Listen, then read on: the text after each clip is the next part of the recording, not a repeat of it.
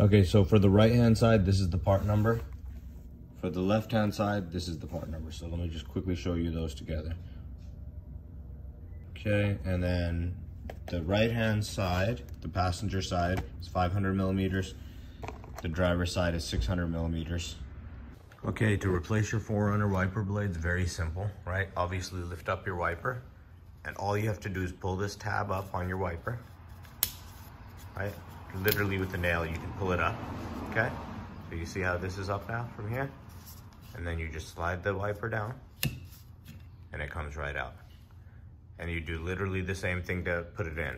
You pull this tab up when you get your wipers, this tab, just pull it up. So I'll show you. All right, so here's the new wiper blade, and here's the middle again. You just lift this tab up. All right, I'm doing it with one hand here so I can hold this camera. All right, lift the tab up, and you just slide this into here. Okay, and then you lock the tab. So let's leave it up, lock the tab, that's it, one-handed. So it's very easy to do.